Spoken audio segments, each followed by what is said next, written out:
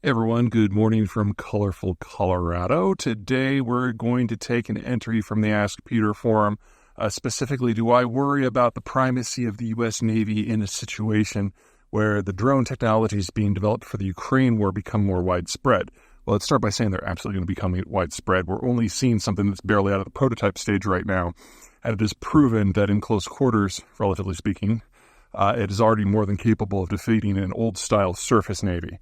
Now, I don't want to overplay this because the Russian Navy is not great under normal circumstances, and that's if they could all sail together into a single mailed fist, and they can't. They've got the Black Sea, the Baltic Sea, the Arctic Sea, and the Pacific Fleet. All of them independent, all of them having to operate on constrained circumstances. Now, something to keep in mind about the drones. You got two types. You got air and you have naval. Your air-launched can, at the moment, not really have warheads that are more than 100 pounds. And while that can certainly ruin your day or take out a tank or a building, against a ship, it's going to be more limited in its ability to be successful. Keep in mind that ships can move, and if you don't have over-the-horizon visual capability, just getting the drones to where they need to go is going to be a bit of a problem. So most of the assaults that the Ukrainians have been launching against Russia's Black Sea fleet have been naval.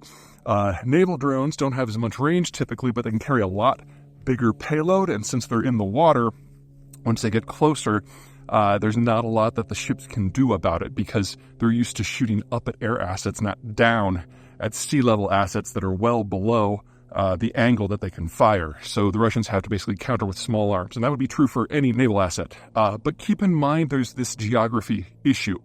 Not only are Russia's navies sequestered from one another, they're in relatively limited bodies of water that are highly contested. So the Black Sea is obviously the issue of the moment, where the Ukrainians obviously have an outlet on the ocean that is adjacent to where the Russians would like their ships to operate.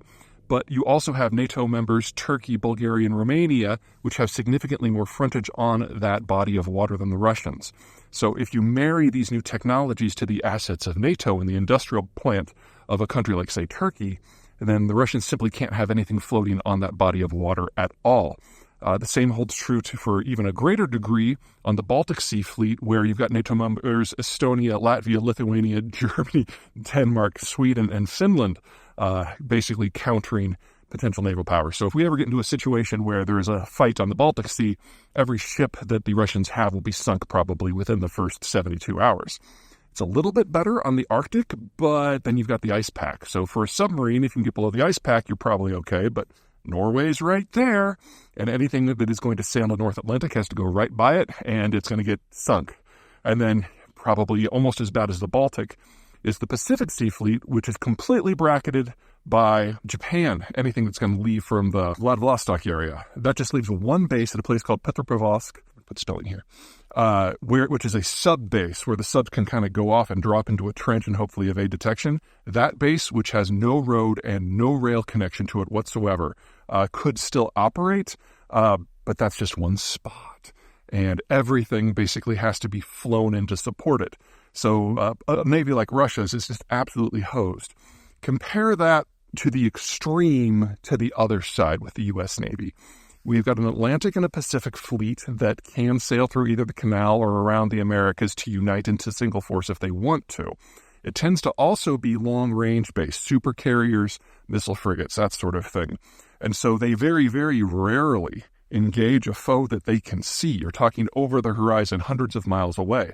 Well, that pretty much obviates any capability of hit the air or the sea-based drones in our current imagination of hitting them. Also, they tend to operate in the deep sea. They never go within sight of coast if they don't have to. So there might be some bodies of water that are constrained where operating there would be heavily restricted, where there are potential foes who could field a drone force. There's places that are probably going to be a bit of a problem include, of course, the Persian Gulf. The days of having a carrier there without, having to worry about it are probably gone now.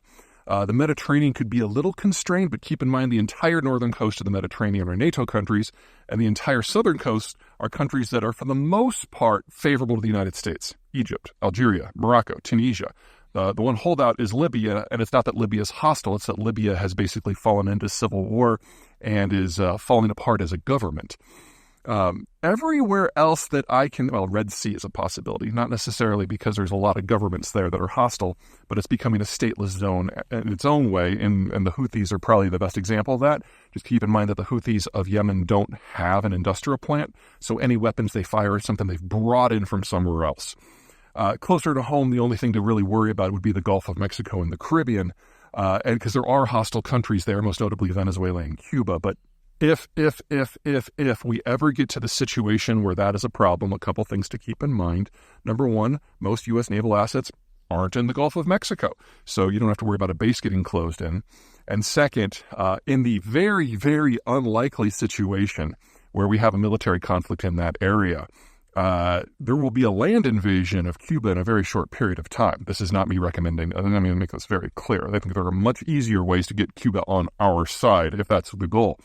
But a country with the population and the industrial plant of Cuba could not survive in the face of an American onslaught should it come to it. And really, that's the only other spot where there's a constraint. Between geography and allies, the U.S. looks pretty good. That just begs the question of what is the situation for maybe some other countries that have navies. In the case of the United Kingdom, yes, it's close to other land borders, the North Sea, the English Channel. They're not that big of a barrier. But again, Norway, Denmark, France, these are friendly countries, not hostile ones. And in the case of East Asia, things get really dicey. Japan's okay because all of its ports are on the east side of the island, so they sail out and then come back to wherever they want to, so they're pretty much immune to this. But China's got the first island chain, and any vessel that leaves China has to get by Japan or Taiwan or the Philippines or Indonesia or Singapore, assuming the United States isn't playing at all. That's going to be really hard. And one of the things that the U.S. Navy is working on right now is something called the Replicator Initiative, which will turn its ships into not just combat platforms, but manufacturing platforms to produce exactly the sorts of drones that would be needed to sink everything that the Chinese have in a short period of time in the case of a war. Hopefully it'll never come to that, but Replicator is supposed to be operational by the end of calendar year 2027. That's not that far away.